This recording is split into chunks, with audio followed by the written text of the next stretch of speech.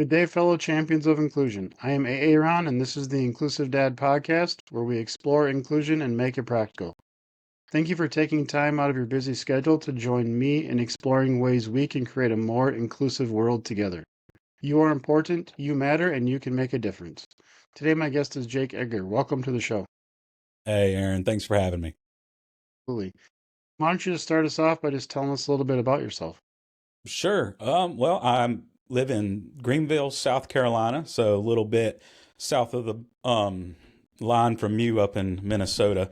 Yep. And I've been working in the special education field probably going on 15 years now. I started off working in the self-contained setting. Then I went to other settings with resource pull-out services. And now I'm currently the educational director for Springbrook Autism Behavioral Health, which is a residential behavioral hospital down here in South Carolina. And it's been wonderful. It gives me the opportunity to work with multiple different populations and parents and different support groups.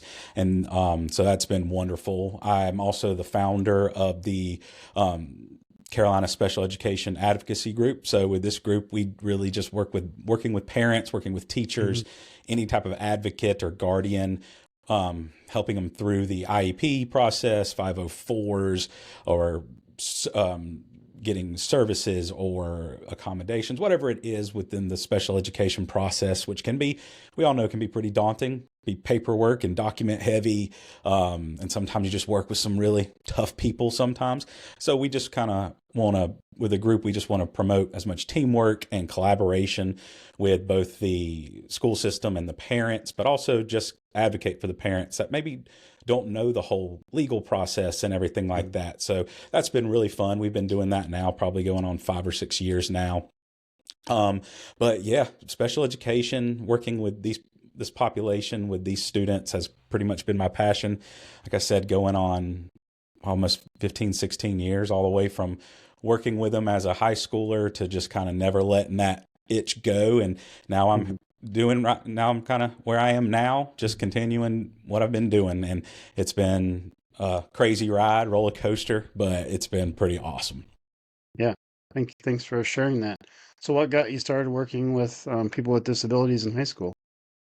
It had to be, so in my high school, there was this program called, and a lot of high schools have it, service learners, where you you can go to businesses around the city or the community and spend a session with them every week, just learning about the profession. And my aunt was actually the director of the program. And it was a very last minute enrollment in this program as a freshman in high school, just kind of picked it out of the blue, met with her. I had no idea what I wanted to do, just completely went into it blind. And she was pretty good friends with the teacher that ran the self-contained program, the transition independence. And she was just like, well, would you want to spend time with them or work with them? And I kind of was like, yeah, sure. Really don't have much of another choice. Had no interest in going into special education. And then Mhm. from the time I walked in there and spent time with those kids, and I say kids, I was probably 14, 15 going in there, and some of these kids were almost 20 that I'm working with. It just completely flipped a switch. And I did that all 4 years in high school. Once I was about to graduate, it kind of wasn't a hard choice of what I wanted to go into. Never really had much of a big passion until then. So going into special education after high school was kind of a no-brainer as far as that goes. So went to college, knocked that out. And so that was pretty much how it all started. Just kind of once I caught the bug, it just never really left me. Yeah, that's great. Thanks for sharing that part. What is your definition of inclusion? Inclusion, I think, can be a tricky thing for a lot of people because I've worked in pretty much every setting you can think of inside of school, inside of hospitals that work with this population. But I feel like inclusion is when we make the effort to make someone feel like they're no different than anyone else in the room. And we can kind of screw that up going both ways. We can go in not providing any accommodations, any modifications to curriculum, to the setting, and just expect them, hey, deal with it. Go in, you're kind of going to fend for yourself. We don't have time to provide all this individualized stuff for you and completely set them up for failure. But it can also go the other way. We can constantly hound on this population when we put them into a general ed class, when we put them into an elective, but we're constantly telling them or modifying things for them or expecting them to have trouble with something. So we go ahead and modify it. And it almost singles them out even more than not providing it. It makes them feel almost excluded or almost too special because it doesn't, again, make them feel like the part of the group. So in my opinion, inclusion is making someone just feel like a part of the gang, a part of the group, a part of their friends around. And we're not making them feel ostracized or excluded because of too many changes, too many modifications, but also not enough. So it is a delicate balance, and and people cannot be afraid to screw it up. You're going to make mistakes, and it takes those mistakes to figure out what's the perfect balance of this kid is, or this person, adult, are getting what they need, but also aren't feeling like we think they're less than because we're providing all these changes, all these modifications to them. So it's a delicate balance, inclusion, but with trial and error and making sure we're not going overboard. I mean, it's one of the greatest things you can do for a child, an adolescent, an adult, but it takes thought because overkill can also be kind of detrimental. I like your definition. It definitely is tricky. My story is I have a daughter, Cecilia, 20, she's 23 now. Growing up, I don't remember hearing the word disability, didn't know anything about it. Looking back, I don't remember special education when I was in Hmm. high school. I mean, it might have been there, I just don't remember it. So when she was born and just went along with what the school said, which what meant for her, she's was classified as severely multiply impaired. So we had 10 school staff at every IEP meeting and stuff, and Yeah. sent her to a self-contained classroom, found out about inclusion, and then we were fighting from then on, to get her more included. So it is very true what you're saying. It's a tricky balance. For me, it was always just, I mean, just because she checks that box of severely multiply impaired, I mean, why don't we try having her in a class and see how it goes and then back the other way? It's just, I didn't like the, let's send her across town to a different school down a back hallway. I'm not giving her exposure to any general education classrooms. So that was kind of the, how do we switch that mindset? Let's try something and see how it goes before we're having them fold towels, in kindergarten already. It's like, can we try reading and math to see what happens before we already set them on that path? So it was an interesting journey for sure. But yeah, it definitely is tricky, and like you're saying, try stuff. You're gonna mess up, and just do the best you can. Yeah, I feel like sometimes the school's more afraid of messing up than the kid. I'm still running IEPs, but as a teacher in a general school, I remember when the parents would bring in an inclusion, as a brand new teacher, the first thing that popped to my mind was the worst case scenario. What if they have a complete meltdown in the classroom? What if they can't do this and they feel ostracized, or they automatically feel like they can't do something? So my mind automatically went through to what if they can't do it, instead of, well, if they do it well and it works well, this could be the greatest thing in this kid's life. And my own hesitation as the teacher and worrisome that they're not going to succeed impacted their ability to even have the chance. And the kid could be looking super excited and ready to go. But my own worry was keeping them from even having the opportunity. So I think a lot of the time teachers and schools, their mentality has to be, well, let's just give it a shot. And then if it doesn't work out, it don't work out. It takes one more IEP meeting just to change it. It's not the end of the world.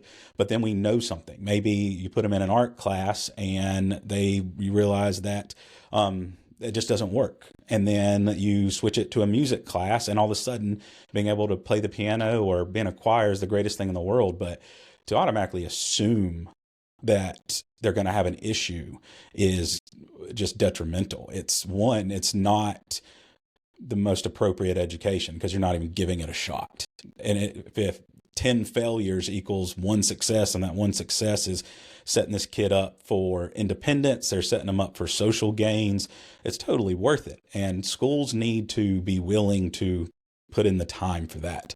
Yeah, it's going to be a lot. It's going to be extra meetings, extra amendment meetings, but it's worth it to find that one thing is that's just the clicking moment. So schools and educational institutions have really got to get over it. I mean, they have got to be okay with failing. And it's not failing, it's exploring a lot of the time. And schools have got to get over it. Teachers have got to get over it. I mean, we've signed up to help these kids, and us making the wrong decision, but being willing to have enough self-awareness to fix it for them is part of the job. And schools have just got to they got to get over themselves a little bit. I mean, they just have to. If the parents and the kids are like, I want to do this, then we're going to try our best to do it. I mean, they can't be afraid of a little extra work. Yeah, that's great. How did your experiences in self-contained and residential classrooms shape the way you see education today? Oh, man, well, for one, it's night and day. It's completely different. When I graduated college, self-contained is what I wanted to do. Like, again, most of the time you're working with the same kids because it's the self-contained. You could have these kids from the time they're 14, because I worked in a high school. You have them from they're 14 to they're 21. You have the same kids most of the time, but and it is a lot of the time, if you're going into this field, when you work with the self-contained population, you're working with the kids that when you interact with them, you're like, oh, you are quote unquote special. You have something going on. It's a little bit more evident than kids that are like just in a pullout or a resource process. And these kids, they're always going to be everybody's favorite in the high school. They're just the greatest kids in the world.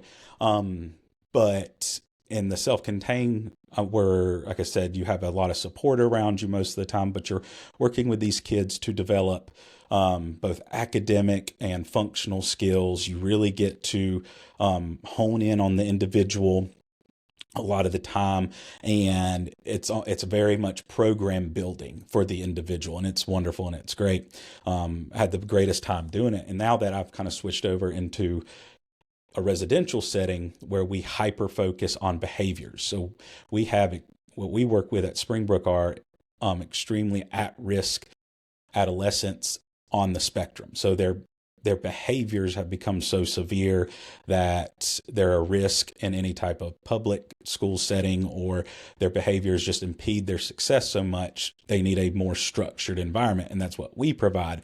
And it's completely night and day from a self-contained general setting, because we're so hyper focused on structure, on dealing with and helping these kids develop the skill set that they need just to be able to cope and perform just in a daily setting.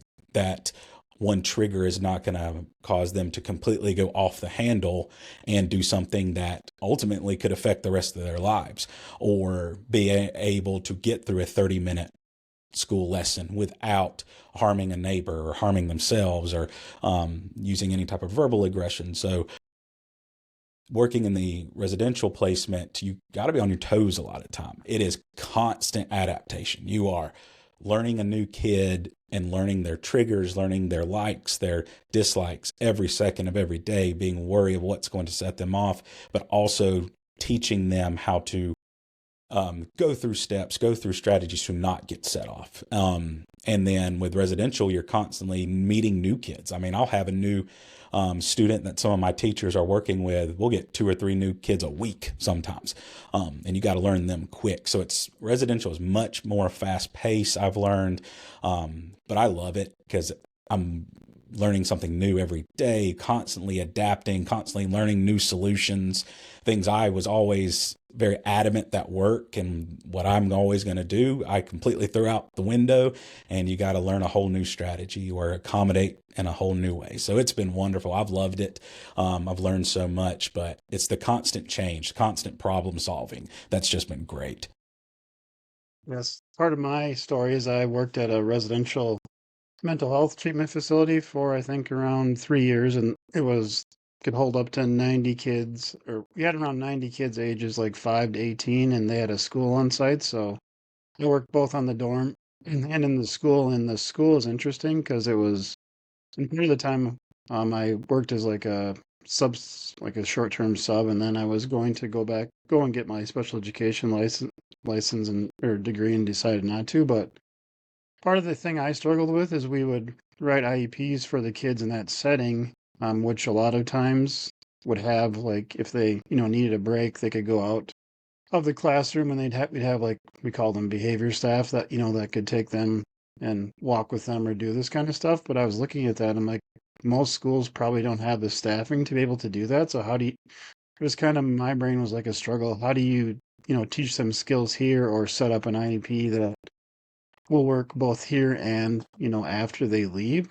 Is that something you kind of? How do you guys work through that part of it?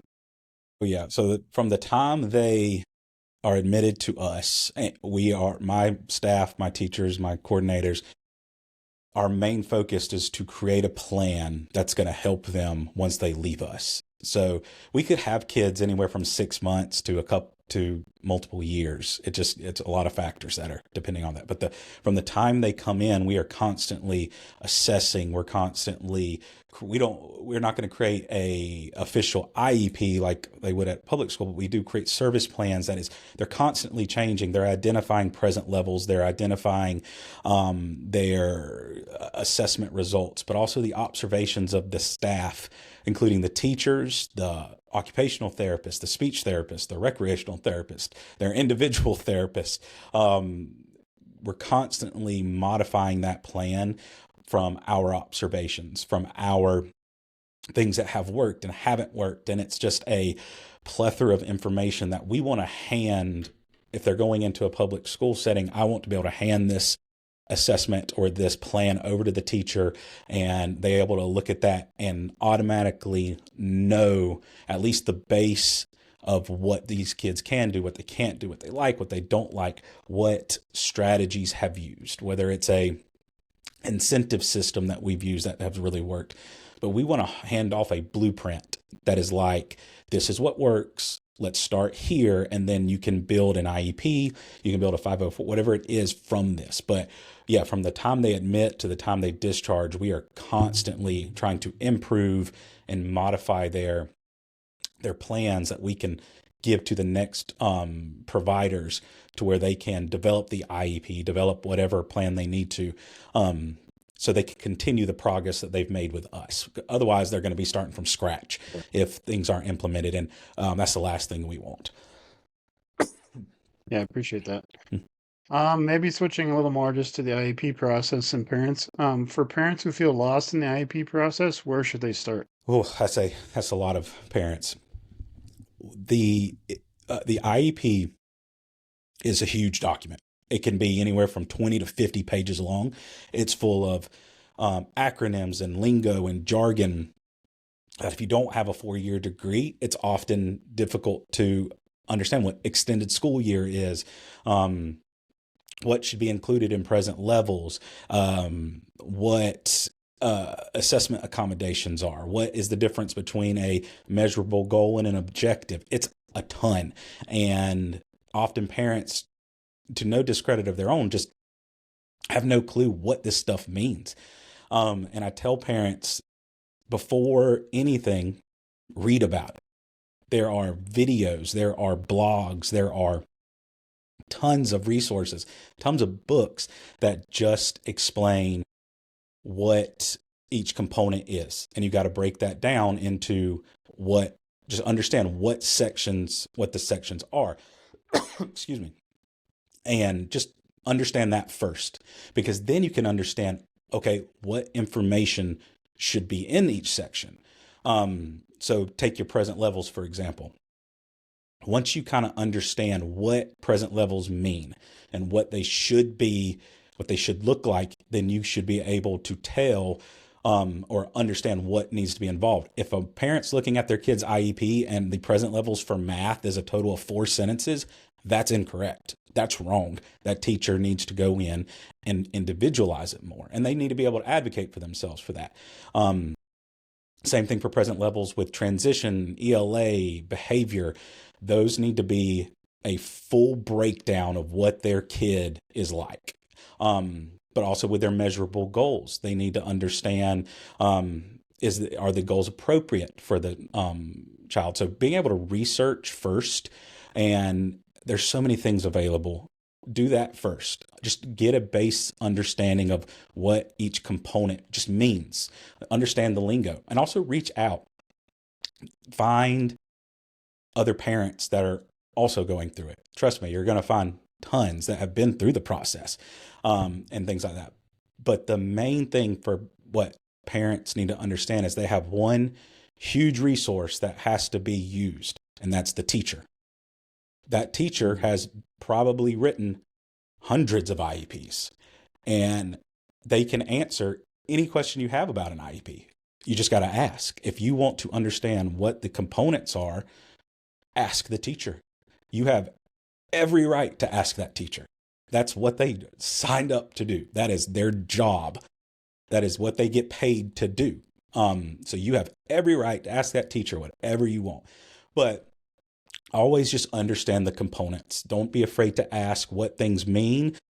When I graduated college, I was constantly asking other teachers, what does this mean in the IEP? And I went to school for it and I didn't understand it. So there's no shame in it. Ask what it means, understand that. And then your next step is learning how to advocate, learning how to speak in an IEP. And sometimes it's difficult. It's intimidating. You're sitting in a room with a teacher, a principal, an assistant principal, a PE coach, a speech therapist, all these professionals. And then they get all done talking with all these fancy words. And then you're sitting there just wanting to talk for your kid. So, and sometimes that means asking an advocate. I've sat in on IEPs as an advocate so many times, and it does help them sometimes. But just understanding what that IEP is and what should be listed, and not be afraid to ask questions. Use the teacher, ask the questions, and just educate yourself on it and read books on it. There's tons of wonderful material out there you can find, but don't be afraid to ask questions. That's how you learn. That's how I learned. That's how parents learn. Ask any question. There's no dumb question about anything, but especially about learning about something that has to do with your kid. Yeah, that all makes sense to me. My first, I don't remember if it was the first time we had an IEP meeting, but one of the early ones we had. My kids, I have two kids. They're 15 months apart, so we went to my son's kindergarten back to school. The normal, me and his mom and him. Bring the backpack in with the supplies, drop it off with the teacher, say hi, 5 minutes out. So go to that. Well, then my daughter had must have been a preschool or some kind of meeting right after. So I just come from that, go to that one, show up. There's like 10 people across the table. I'm like, what is going on? Yeah. Like, I don't know. So my frame of reference was his kindergarten back to school. I walk into that, no like warning. I just like couldn't even talk because I was like, I didn't know what was happening. Like, what are all these people doing here? So it's interesting, and I love the tip of just to ask questions. Another thing I Mm-hmm. share with parents is like, if you want something for your kid, that even if the school is not agreeing with you, it's your right as a parent to bring it up. It's your family, it's your kid. If what the school is proposing isn't, what you feel is best for your kid or family, bring it up, and it's your right. It's your kid's plan. I mean, if they're old enough, have the kid have input on it. Mm-hmm. If they're not, then you as parents have every right to bring up stuff suggested. So yeah, for sure. But it is intimidating. I mean, Oh, my daughter's yeah. IEPs were probably 50 pages, or her evaluations were over 100. We'd always have probably Mm-hmm. 7 to 10 people there, and as one or two parents there across the table from that many school staff, that's a lot. Well, It's yeah. intimidating based on the number of people, so it's interesting. Yeah. And what parents also need to understand is if you don't communicate throughout the year, so let's say You have your IEP, and that IEP is the only time you talk to the teacher. That's the only time you meet the teacher. That's the only time you discuss your kid with the teacher. Is that one day a year you're just sitting across the table from a bunch of strangers. That's just what it is, and it's terrifying. But the other 364 days need to be available for communication. That could be an email, just saying, "Hey, how's he doing? How's she doing?" Da da da da. And then the teacher needs to respond by answering the question. A teacher should never make a parent feel like they're annoying because they're asking questions.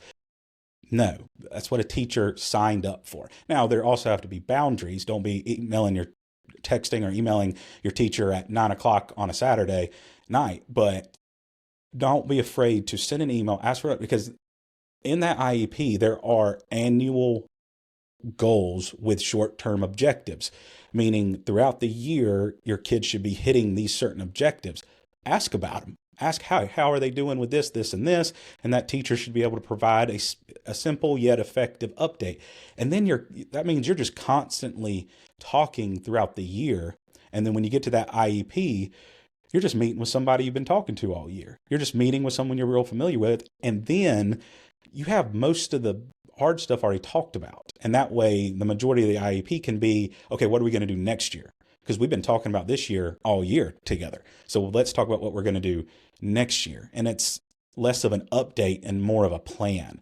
So a teacher and a parent should be communicating 365 all year long. Do not wait for that one IEP to talk, because it's just going to be updates, or that's where confrontation happens a lot of the time, because you don't know what each other's objectives are. You don't know what's been going on, and the teachers, it turns into a lot of accusatory stuff from a parent and the teacher defending what they've been doing.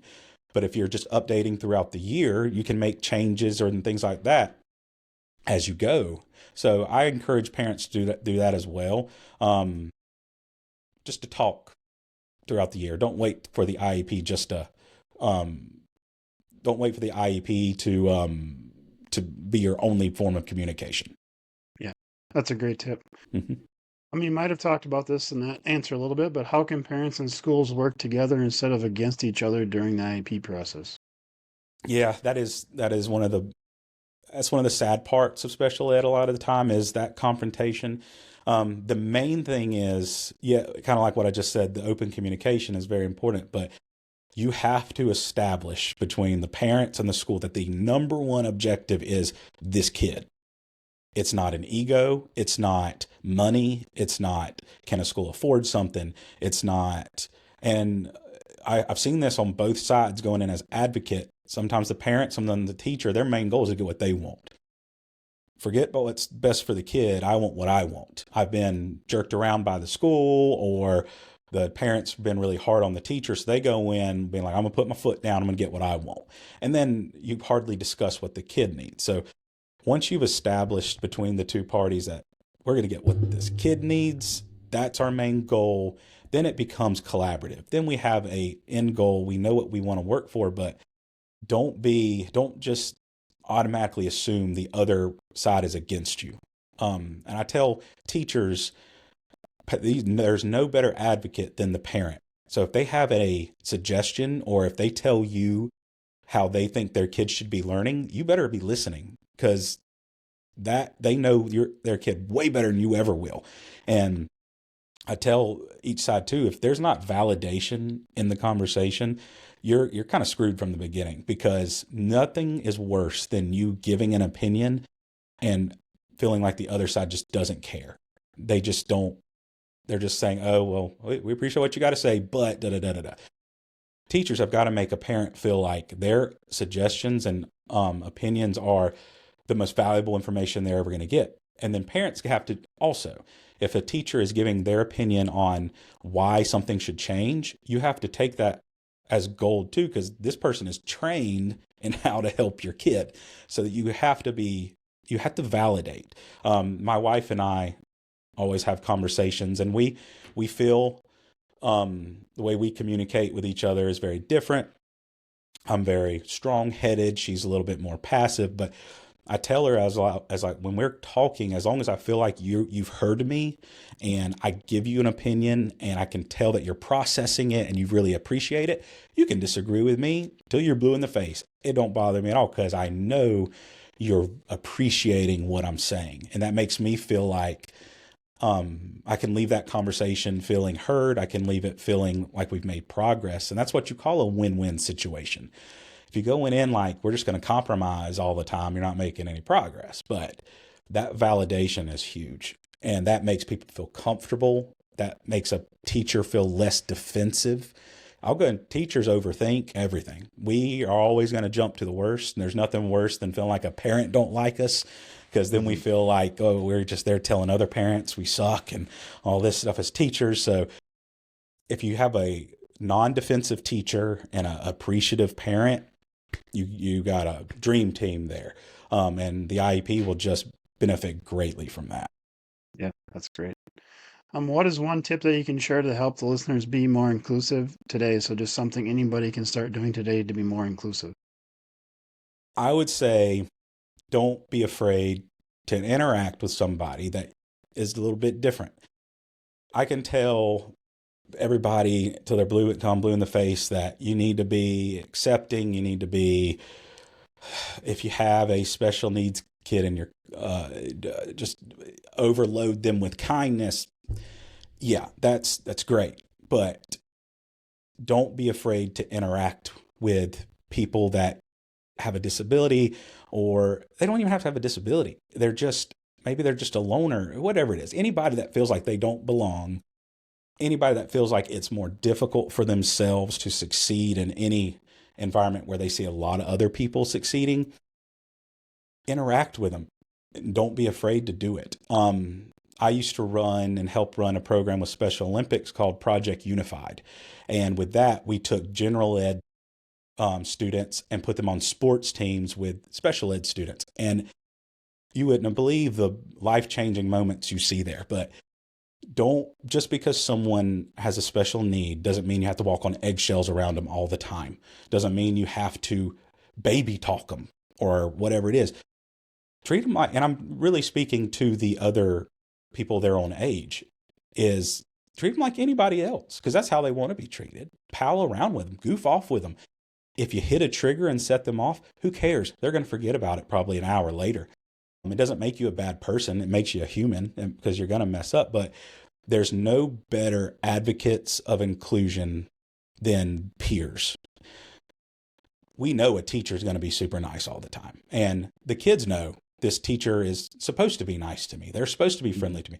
But having someone their own age come up to them and give them a high five, ask them how they're doing, sit with them at lunch, whatever it is, that's who makes the difference.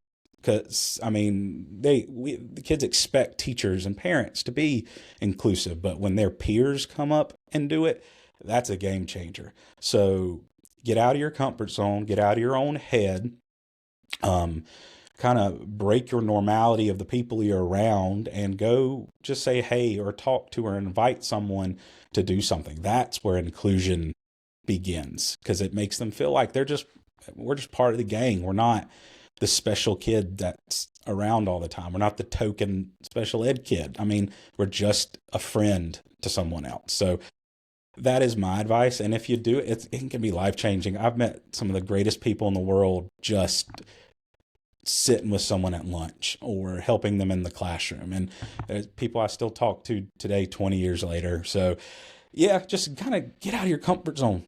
Go talk to somebody. Make them feel like they're your friend, not your special friend.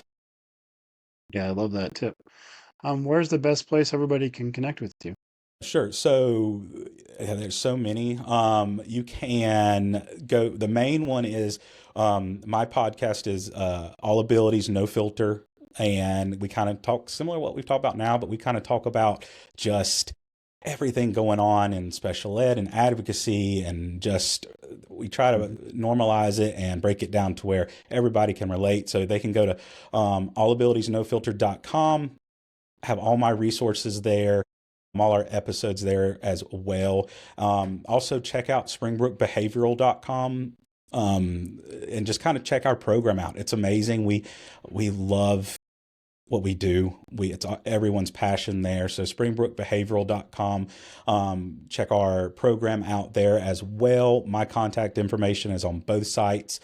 Reach out to me, and if anybody's in need of any, just like I said, any program implementation advice, advocacy advice, we're always there to help with just anybody that's got a question.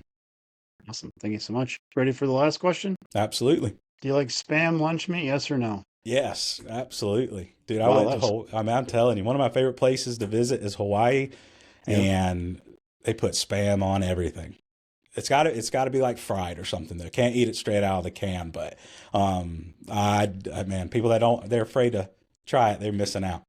Yeah. I live near Austin, Minnesota, where they make Spam and where the Spam Museum's located. So I've been asking Wow. everybody that question, and it's usually like you did, either a fast yes or a fast no. There's usually not like I'm not sure. Oh, It's a man. pretty strong opinion on that. That's awesome. So yeah, if you ever want to visit the Spam Museum, you got to come to snowy Minnesota. I guess you could Hey, come in the summer where it's not snowy, but put it's that on the where bucket it's at. list. Yeah, yeah. But yeah, I guess I think last year I saw, well, 2024 they had like over 100,000 people visit, and the town's like 27,000, and people from Man, Hawaii, a lot of people from Hawaii come to visit it. So yeah, yeah. go visit some canned meat. That's awesome. Yeah, my partner, she had gone to Hawaii probably 3 or 4 years ago, and she sent me a picture from Walmart where there's like pallets of Spam. Like in our Walmart in the town where they make it, there's not even pallets of it. So Wow. it's interesting. That's whatever floats your boat, man. That's awesome. Yeah, yeah. Well, thank you so much for being on today. Hey, man, I appreciate you. It was great. To those listening, thank you for allowing me to be part of your journey. It is truly an honor. Please join the podcast newsletter by clicking on the link in the episode description to keep up with the latest episodes. Together, we can make the world more inclusive. Until next time, stay empowered and be a champion for inclusion.